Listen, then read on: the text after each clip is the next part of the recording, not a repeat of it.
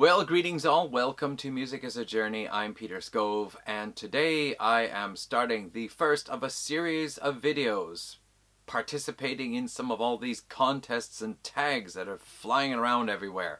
I'm going to try to get off 4, maybe 5 over the next few days. So if you see videos dropping on my channel like turds from a tree filled with roosting pigeons, that's the reason why. So the first of the videos I'm going to try to do today is a contest entry for MGK Boston. He is pushing for a gallon of subscribers. Not a gallon, a gazillion? No, a trillion. Okay, he's pushing for 1 trillion subscribers. Yeah, if it's an old British trillion, it might as well be a gazillion. Anyway, it's a contest, and I honestly don't remember what the main prize is, because word is that if you live within 51 miles, a 51-mile radius, or a marathon run radius of his house, Mike will deliver a special prize to you, which is a cheesecake baked by his wife, Patty. And although I have never had the privilege of tasting it, anyone who has ever had a bite of Patty's cheesecake agrees that it is the best cheesecake in the world. So anyway, that's all I remember, was that is one of the prize options, and I don't remember anything else about it, but that's fine. So as we know, MGK Boston, the MGK is a bit of a mystery. I remember Glenn Kellaway saying it stood for Mr. Glenn Kellaway. I was kind of thinking it stood for the mighty Gene Kelly, because we all know how much MGK loves his musical dance movies.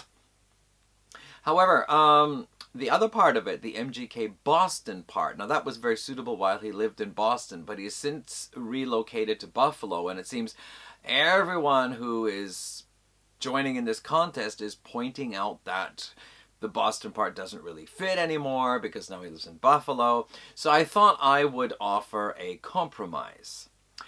MGK Bison. You see, bison sounds a little bit like Boston, and bison is another word for buffalo, so you kind of get the best of both worlds. And then the MGK could be for, like, My God King, Bison, or something like that.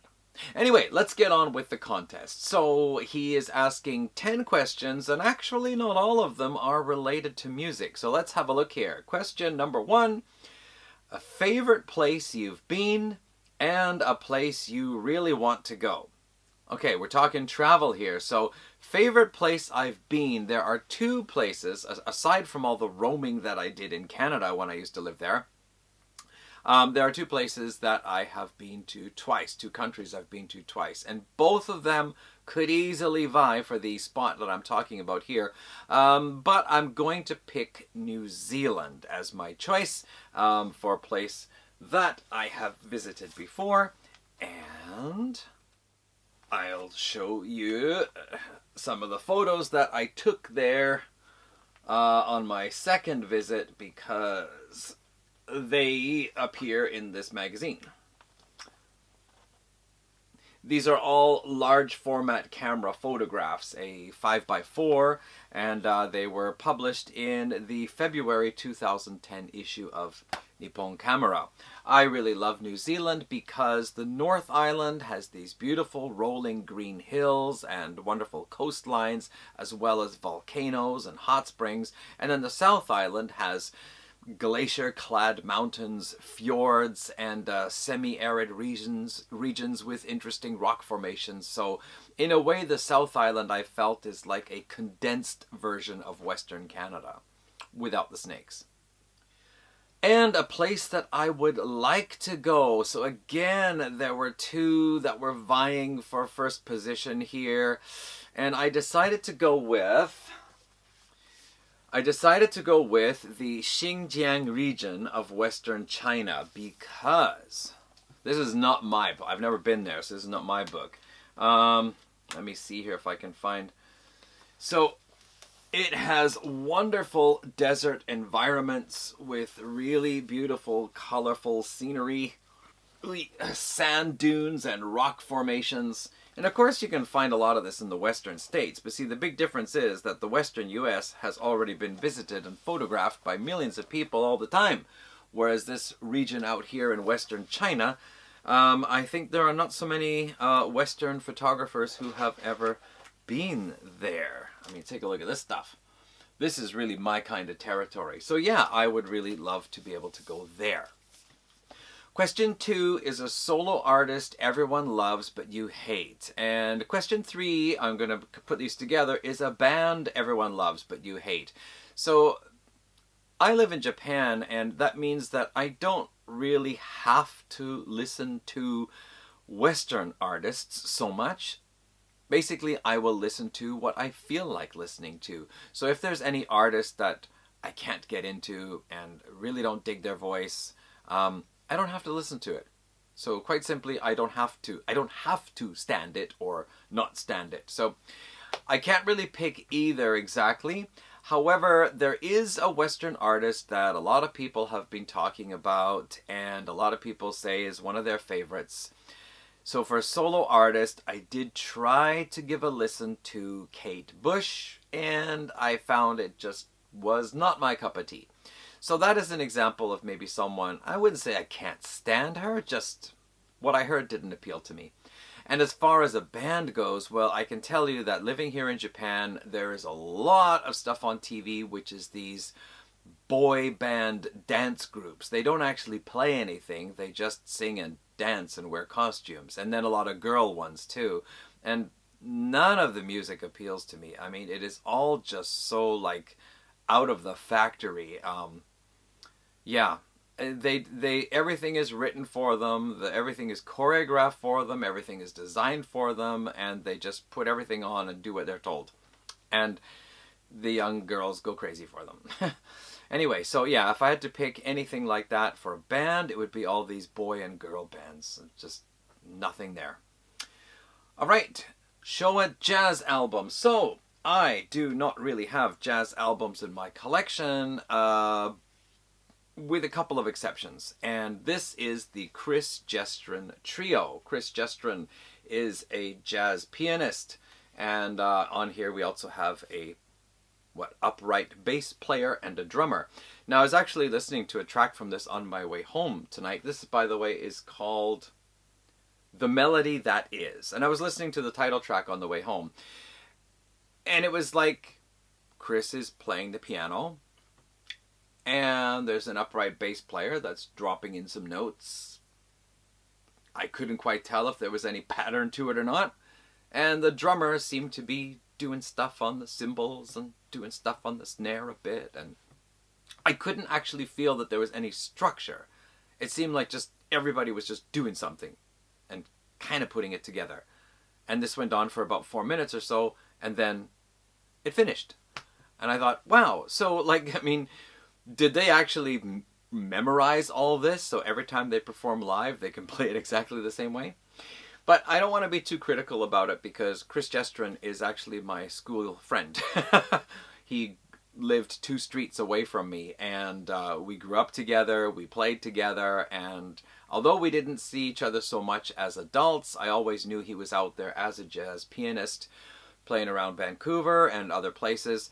But Chris has a lot more going for him. He was actually personally invited by Randy Bachman to play on a blues album, blues or jazz album that Randy Bachman was doing maybe some 20 years ago.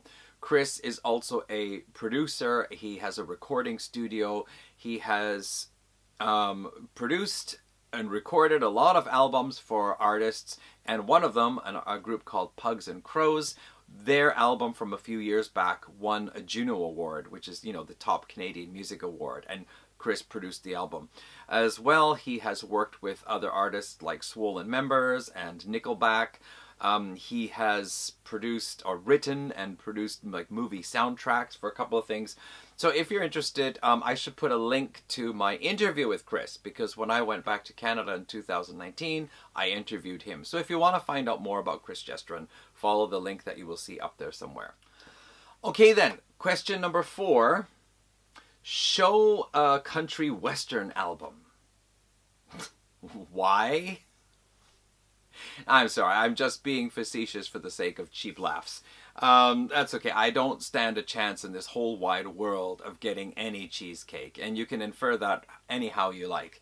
No, show a country western album. Okay, so I don't really have country western albums in my collection. I do have some alternative country stuff, like Katie Lang, Blue Rodeo, Cowboy Junkies, but they're not real true country western albums. The closest I think I can come up with is this fella here. This is John Williamson from Australia, and he is said to be a country and folk artist. And this album I picked up I picked it up while I was in Australia in 2001. And on the back here, it says that he has released more than 22 albums. So he already was quite a prolific artist at that time. Now this album is called Laugh Along with John Williamson. I think most of the songs have more of a folk feel to them rather than country, but all of these songs have amusing lyrics. And the reason why I got it was my wife, when we were still dating, we were on a tour in the Red Centre of Australia, and we stopped off at some of the main sites such as Uluru and Karajuda, and had a couple of nights camping as well as lots of hiking, helicopter flight, riding camels and all that. And in the bus they played this song that was called Little Piss Piddle. And it went something like little piss piddle, little bum. And one day we got on well, then you dropped that awful smell. Little piss piddle, poo, little piddle, little bum. And it's about breeding dogs, raising dogs, and how puppies, they'll just crap all over the place and pee all over the place until they get toilet trained. So there's a line in the song that says, "You shit in the shower, shat in my shoes, left a poop in the dining room. I'd call the pound, but you pooed on the telephone." Like that. So anyway, that's why I bought it. I thought that song was so hilarious. And it is, it's a good album. Even some of the songs that are not really meant to be all that funny, it's a good view into Australian life. So it's pretty cool like that. But I do think it's more of a folk-sounding album rather than country, but that's the closest thing I have. Unless you want Blue Rodeo. Number 6 is a favorite sports team or athlete. Okay, so when I lived in Canada, I went through periods of being really into hockey, and of course I rooted for the Vancouver Canucks. I also loved the Montreal Canadiens just because I was born in Montreal. So, but yeah, mostly I rooted for the Canucks. These days I don't have a favorite team or an athlete. I say whoever my wife is rooting for. So she's into soccer, she's into volleyball. So if there's a game on TV and she's rooting for a particular team, that's the one that I support too. Concert memory. Number 7, share a concert memory. So in 2005, my wife and I, again, before we were married, went out to the Maritimes in Canada, and we specifically stopped off in Halifax to see Sloan, the Canadian band Sloan, perform live at, was it Dalhousie University? It was at a university though, I remember that. And actually we went by in the afternoon, and then we heard music and found Sloan were just wrapping up their sound check or rehearsal. So we caught the last couple of songs, and then we got to talk to Patrick, the guitarist and one of the lead vocalists a bit. And then we went back in the evening and we saw the show. And of course, great show. What I really liked about it was that they played a lot of stuff from their catalog at the time, which included a lot of fan favorites that were not ever released as singles. So that was really great. And then after the show, we met Chris Murphy, and then we met Jay Ferguson, we met Patrick Pentland, and then we said we really want to see Andrew Scott, the drummer. And so Chris told us, oh, he's leaving, he's going home now, but if you hurry now, you might just be able to catch him. And we ran out and we met up with Andrew. And so we got autographs on our ticket stubs from all 4 members.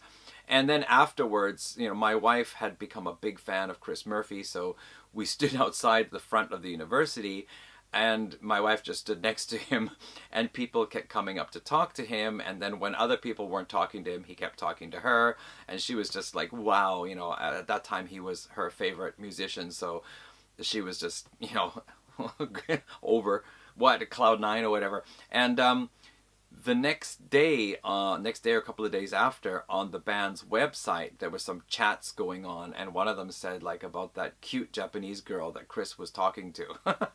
Yeah, so that was interesting. A really fun time, and we were very glad we got to meet everyone. So that's my shared concert memory.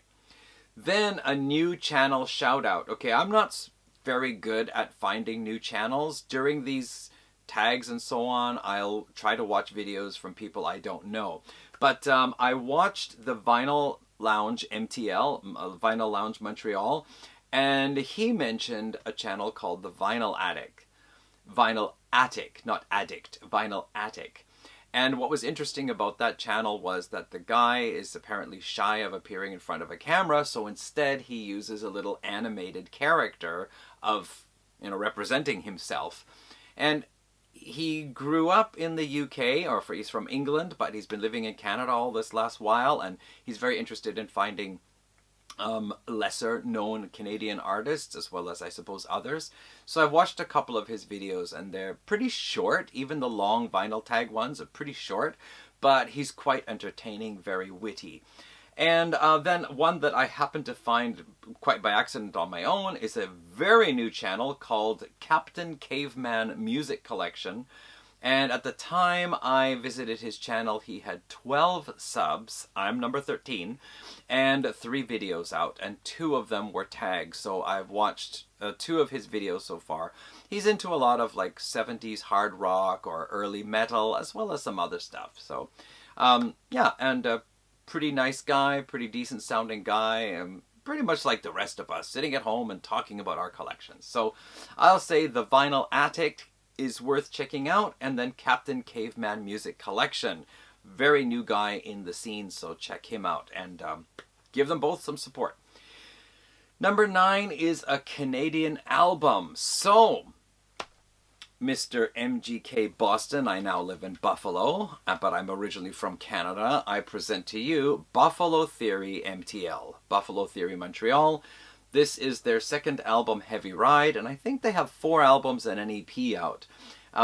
Basically a heavy metal album, but close to the kind of like stoner metal, but not doomy stuff. A little bit more, I don't know, stoner metal on the lighter biker side, maybe.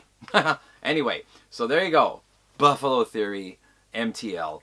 And finally, an album from the year that you were born. Okay, so the Vinyl Lounge MTL, he decided to try to find an album on his birth date.